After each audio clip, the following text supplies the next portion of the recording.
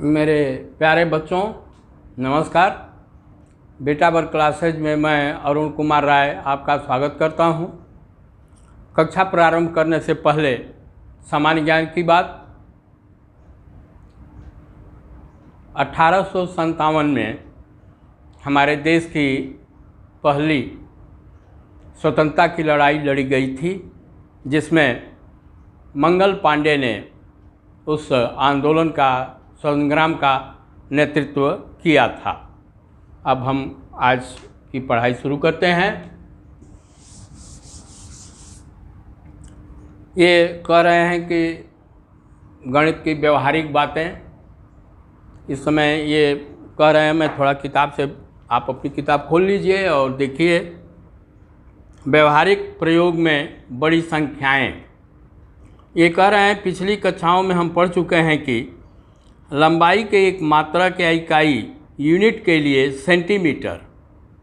अब इसको शुरू करने से पहले मैं चाहूँगा कि एक चीज़ और बता दूँ। देखिए, 3 चीज़ें होती हैं। एक तो लंबाई, किसी चीज़ को नापने के लिए हम लोग क्या करते हैं, दूरी को नापने के लिए जिसको लंबाई कहते हैं, एक लंबाई हो गई। फिर वस्तु को वजन करने के लिए किलो माने भार हो गया उसका, और ये ठोस के लिए हुआ, ये लंबी दूरी के लिए हो गया। और फिर द्रव को नापने के लिए यहाँ हम लंबाई को नापने के लिए मीटर में और चीज़ें हैं जिसको मैं अभी आपको बताऊंगा। भार को नापने के लिए किलोग्राम का आज का प्रयोग किया जाता है, इसमें भी तमाम चीज़ें हैं। और द्रव को नापने के लिए लीटर, इसको लीटर, मीटर, किलोग्राम और लीटर, ये बड़ी इकाइयाँ हैं। छोटी इकाइयाँ भी हैं जिसके विषय में हम लोग आगे बात करेंगे। तो ये कह रहे हैं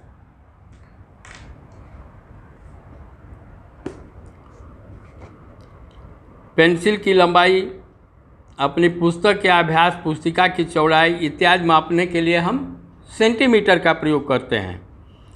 हमारे रूलर पर सेंटीमीटर के चिन्ह अंकित होते हैं। वह एक 6 इंच का होता है अथवा 30 सेंटीमीटर, और एक 12 इंच का होता है, ठीक। परंतु एक पेंसिल की मोटाई मापने के लिए हम पाते हैं कि सेंटीमीटर एक बड़ा मात्रक है। सेंटीमीटर थोड़ा बड़ा होता है। मान लीजिए पेंसिल हुआ, चाहे पेंसिल से भी पतली चीज़ें हैं, उसका मापन हम कैसे करेंगे? तो उसके लिए भी उससे मिलीमीटर से भी, सेंटीमीटर से भी छोटी मापने की इकाइयां हैं। उन इकाइयों में हम यहाँ तक कि आपके बाल से भी छोटी छोटी चीज़ों की कितनी चौड़ाई है, कितनी लंबाई है, उसका मापन किया जा सकता है। और मापन के लिए बड़ी इकाइयों से लेकर के छोटी इकाइयों का प्रयोग आज का मानव कर रहा है। जैसे मिलीमीटर हुआ, नैनोमीटर हुआ, ये छोटी छोटी इकाइयों के लिए है। बड़ी इकाइयों को नापने के लिए क्या है? प्रकाश वर्ष। एक प्रकाश वर्ष में 1 वर्ष तक प्रकाश की एक किरण जितना किलोमीटर जाएगी वह 1 प्रकाश वर्ष का मापन होता है। फिर भी यहाँ अभी प्रकाश वर्ष से आपसे कोई मतलब नहीं है। अभी हम लोग प्रारंभ किए हैं, मतलब मैंने बता दिया आपको कि लंबी दूरी की इकाइयों के लिए भी पैमाना है, तो छोटी दूरी के लिए, छोटे कणों के लिए भी पैमाना है। अतः पेंसिल की मोटाई दर्शाने के लिए हम एक छोटे मात्रक मिलीमीटर, सेंटीमीटर से भी छोटा मिलीमीटर होता है, प्रयोग करते हैं। ये कह रहे हैं 10 मिलीमीटर बराबर 1 सेंटीमीटर। अच्छा, आज मैं देखिए इसमें मिलीमीटर और किलोग्राम और लीटर सबका प्रयोग किया है, लेकिन मैं चाहूँगा कि पहले मिलीमीटर वाला हम लोग ये करें, पढ़ें और उससे संबंधित जो भी एक्सरसाइज है उसको आज की पढ़ाई में हम लोग हल करें। तो पहली बात तो ये कि आप लोग पैमाना को याद कीजिए, क्योंकि यह आपके जीवन भर काम करेगा और जब यह याद रहेगा तभी आप इसकी पढ़ाई सही तरीके से कर पाएंगे। तो देखिए क्या होता है, 10 मिलीमीटर, मिलीमीटर ये यहाँ है मिलीमीटर,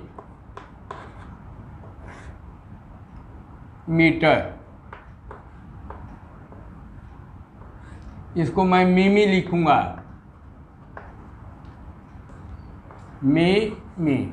मिलीमीटर। तो 10 मिलीमीटर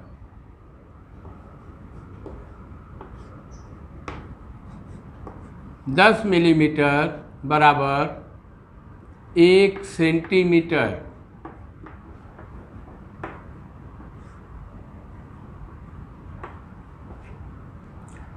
दस मिलीमीटर बराबर 1 सेंटीमीटर। 10 सेंटीमीटर, 10 सेंटीमीटर बराबर 1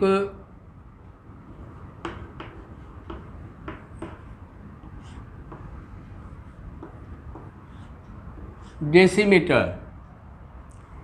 10 मिलीमीटर बराबर 1 सेंटीमीटर, 10 सेंटीमीटर बराबर 1 डेसीमीटर,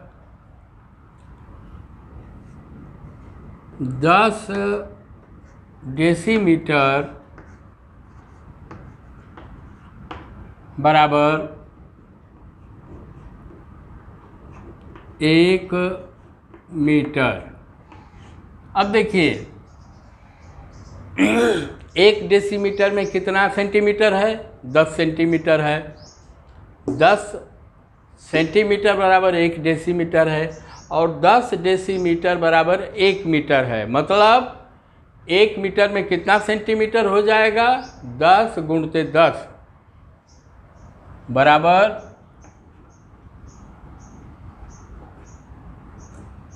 100 सेंटीमीटर।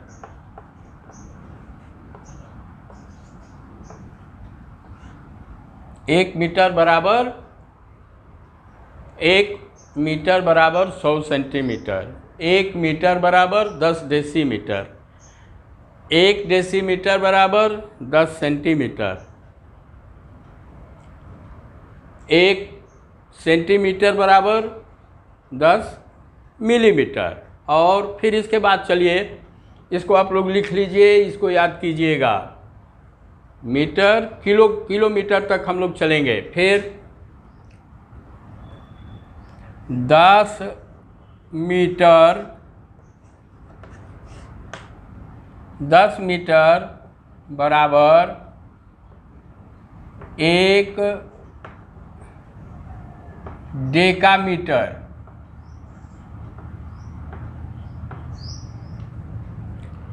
10 मीटर बराबर 1 डेकामीटर।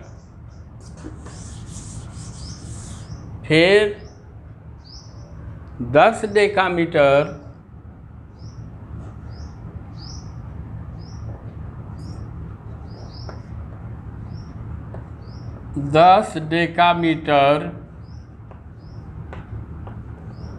बराबर 1,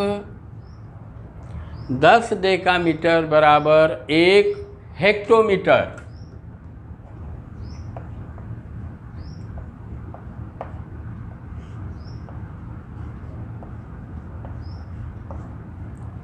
बराबर 10 डेकामीटर बराबर 1 हेक्टोमीटर। और यहाँ देखिए 1 डेकामीटर में कितना है? 10 मीटर है और 10 डेकामीटर मिलकर के 1 हेक्टोमीटर होता है। तो कितना मीटर हो जाएगा 1 मीटर, 1 हेक्टामीटर में 10 × 10 बराबर 100 मीटर। फिर 10 हेक्टोमीटर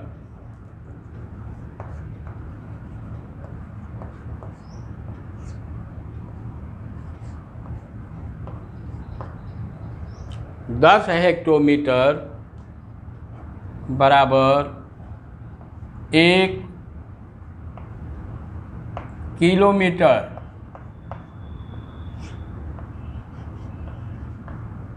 अब देखिए, एक हेक्टोमीटर बराबर 100 मीटर और 1 किलोमीटर बराबर 10 हेक्टोमीटर, मतलब 10 × 100 बराबर कितना हो गया आपका 1000।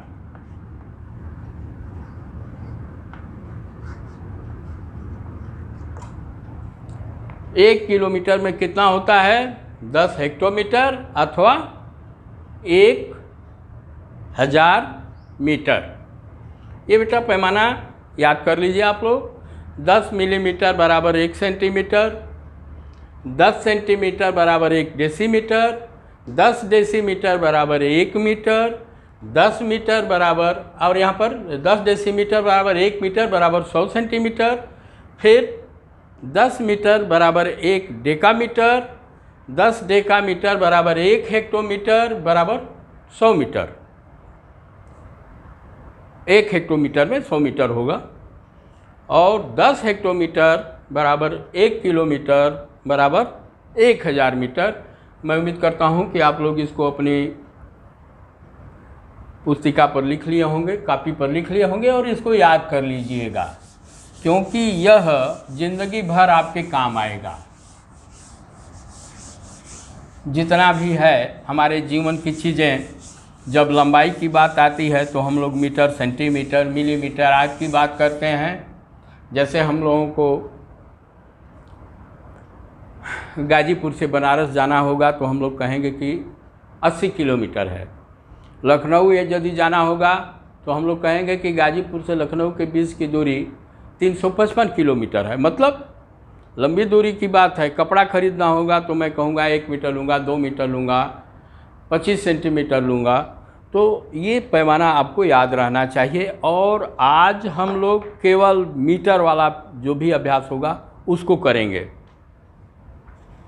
इसमें आपका किलोग्राम का भी है, लीटर का भी है, तो वह दिया तो है, मतलब आपकी किताब में क्रमशः दिया है, लेकिन मैं चाह रहा हूँ कि पहले आप लोग मीटर को सही तरह से समझ लें, बूझ लें, तब हम लोग आप काम करेंगे। ये यहाँ पर कह रहे हैं, देखिए मिलीमीटर बराबर 1 सेंटीमीटर, 1 मीटर बराबर 100 सेंटीमीटर। अब यहाँ पर एक चीज़ और ये दे रहे हैं, 1 मीटर में कितना मिलीमीटर होगा। तो देखिए क्या हुआ, 1 मीटर बराबर 100 सेंटीमीटर,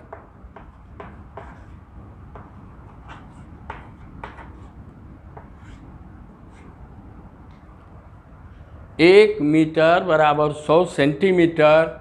अब 1 सेंटीमीटर में मिलीमीटर में चेंज करना है हमको 1 मीटर को, और 1 सेंटीमीटर, और 1 सेंटीमीटर में कितना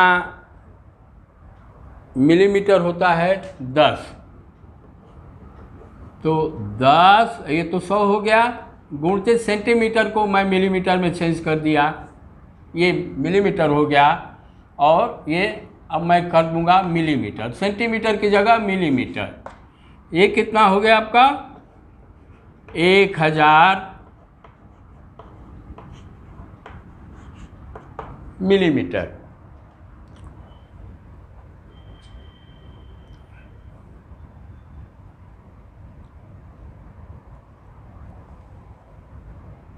फिर ऐसे कह रहे हैं कि 1 किलोमीटर में कितना सेंटीमीटर और कितना मिलीमीटर। अब देखिए 1 किलोमीटर में 1 किलोमीटर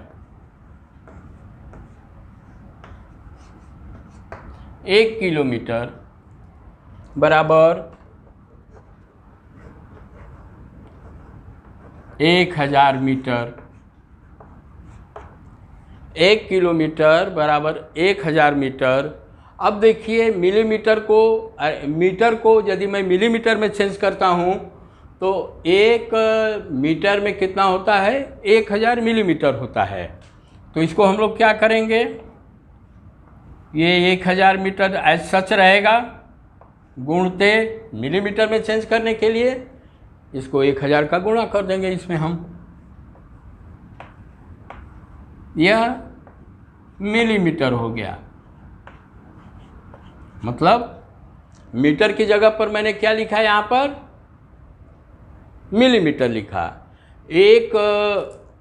एक मीटर में कितना मिलीमीटर होता है, तो 1000 मिलीमीटर होता है। तो मीटर हटा करके यदि हम लोग मिलीमीटर लिखते हैं तो उसमें 1000 का गुणा करना पड़ेगा। मतलब ये हो जाएगा 6 गुणे 6 शून्य। अब इसको ऐसे कर लीजिए, ये इकाई दहाई सैकड़ा, हजार, ये लाख, 10 लाख। 10 लाख मिलीमीटर बराबर 10 लाख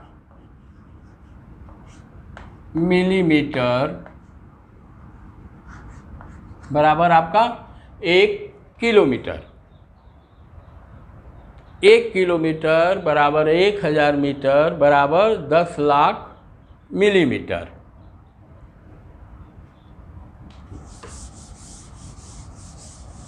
एक चीज़ शुरू करने से पहले मैं एक चीज़ भूल गया था, मैं आप लोगों को बता दूं। यह आपके पुस्तिका का 1.3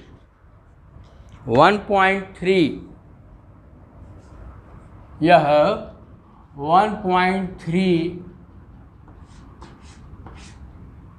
पार्ट है।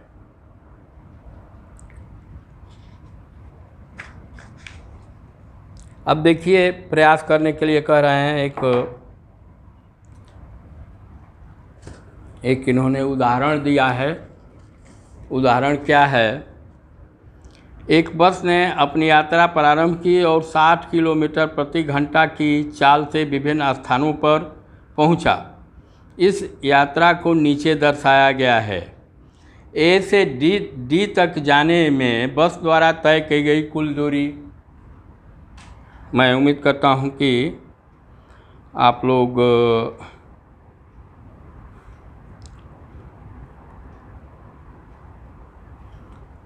फिगर में नहीं बना रहा हूं, फिगर में आप लोग देखिए, ए से डी की दूरी 20 की दूरी, तो ए से बी के बीच की दूरी 4170 किलोमीटर है। कितना है, ये दूरी है, हमारा सवाल है। ए से डी के बीच कुल तय की गई दूरी कितनी है, यह जोड़ना है हम लोगों को। तो ए से बी के बीच की दूरी, ए से बी के बीच की दूरी 4170 किलोमीटर। फिर बी से सी के बीच की दूरी 3410 किलोमीटर और सी से डी के बीच की दूरी 2160 किलोमीटर। ये क्या हो गया, ए से बी, बी से सी, सी से डी, और हमसे पूछ रहा है ए से डी के बीच की दूरी। तो उसको हम लोग क्या करेंगे, इसको जोड़ देंगे। ये कितना हो गया, 0, ये हो गया आपका 4, ये हो गया आपका 2, 4, 6, 1, 7, और 4 3 7 2 9, तो कुल दूरी कितनी हो गई? 9740 किलोमीटर। इसको हम लोग जोड़ देंगे, ए से बी के बीच की दूरी, फिर बी से सी के बीच की दूरी, फिर सी से डी के बीच की दूरी। जब आप जोड़ेंगे तो क्या हो जाएगा? ए से डी के बीच की दूरी हमें ज्ञात हो जाएगी। फिर ये कह रहे हैं डी से जी तक जाने में बस द्वारा तय की गई कुल दूरी। अब देखिए इन्होंने एक नया चीज़ ये कर दिया,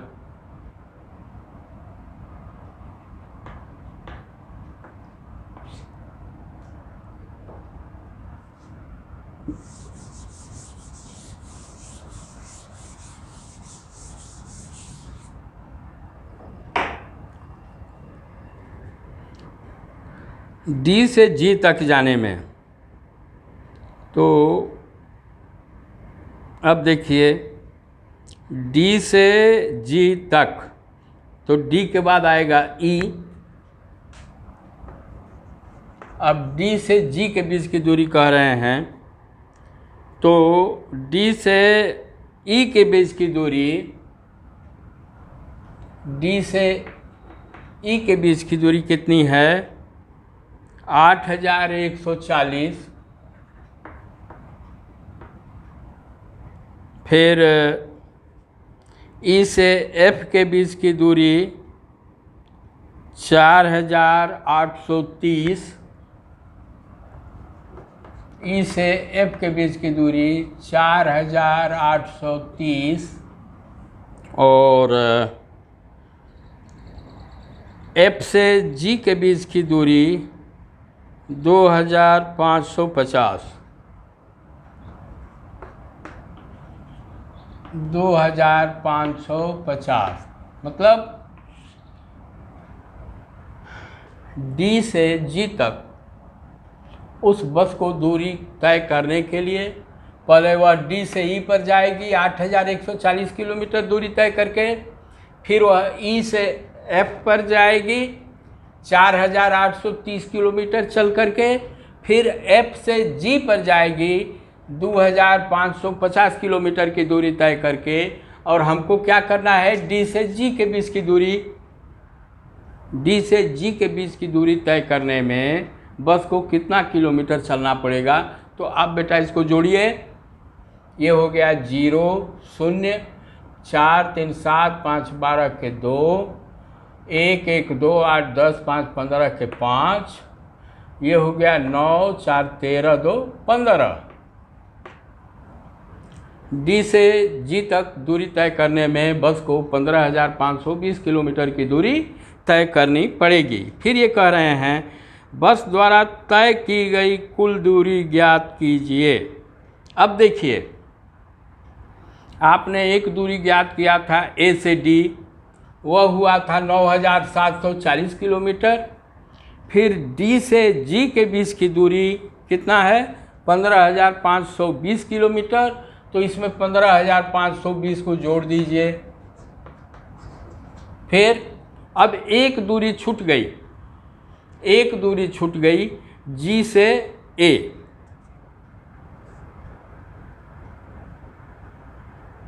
जी से ए, क्योंकि फिर जी के बाद फिर अपने गंतव्य स्थान जहाँ से गाड़ी चली है वहाँ जाएगी, तो उसके बीच की दूरी है 1200 किलोमीटर।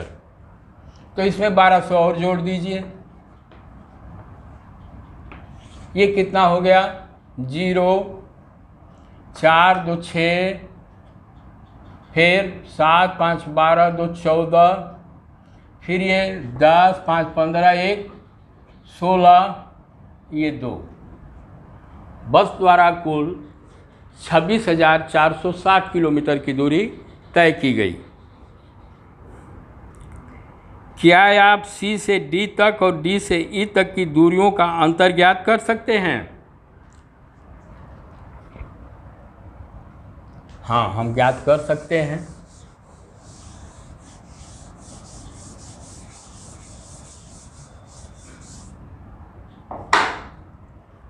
सी से डी और डी से ई। पहले सी से डी के बीच की दूरी देखिए क्या है? सी से डी के बीच की दूरी है 2160 किलोमीटर। फिर ये क्या कह रहे हैं, डी से ई के बीच की दूरी है 8140 किलोमीटर। डी से ई के बीच की दूरी कितनी है, 8140 किलोमीटर। ये हो गया, हमें मालूम हो गया। अब हम क्या करेंगे, सी से डी के बीच की दूरी 2160 किलोमीटर, डी से ई के बीच की दूरी 8140 किलोमीटर। अब बड़ी संख्या से छोटी संख्या को घटाया जाता है, तब हमको अंतर मालूम हो जाएगा। मतलब 8140 किलोमीटर से 2160 को हम लोग घटाएंगे। 8140 में से 2160 को घटा देंगे तो क्या हुआ, 0। ये 4 है, 14 हो जाएगा। 14 में से 6 जाए 8, ये 0 हुआ। इसे ले लेंगे 1 तो 10, 10 में 1 से गया, 1 गया 9, यहाँ 7 बचा, 7 में से 2 गया 5। मतलब डी से ई की दूरी, सी से डी की जो दूरी है 2160, वह डी से ई की दूरी इस दूरी से 5980 किलोमीटर ज़्यादा है। ये केवल घटाना था।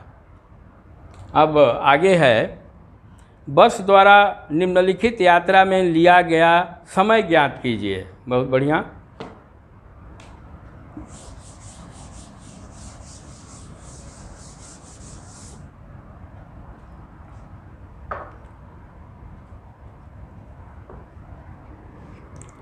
ए से बी बस की स्पीड कितनी है, 60 किलोमीटर।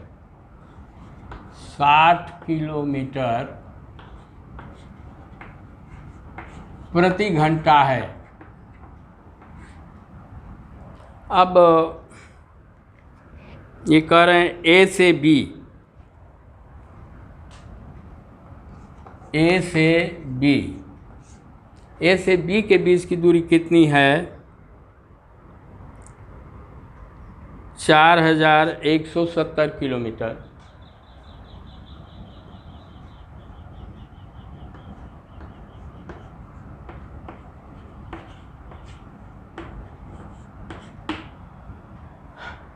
यदि मैं ये सोच रहा हूँ कि अभी भाग पर हम लोग नहीं आए हैं, गणित में 4 चीज़ें होती हैं, योग जोड़ना, घटाना, गुणा करना और भाग करना। और भाग करना, गुणा करना, ये सारी चीज़ें आपको कक्षा 1 से लेकर 5 तक तो बताया गया है। फिर भी चलिए मैं इसको केवल सॉल्व कर रहा हूँ। ये 4170 किलोमीटर, 60 किलोमीटर प्रति घंटा की स्पीड से बस जा रही है। तो इस दूरी को तय करने में कितना समय लगा, 4170 में हम लोग 60 का भाग दे देंगे। कुल समय, कुल लिया गया समय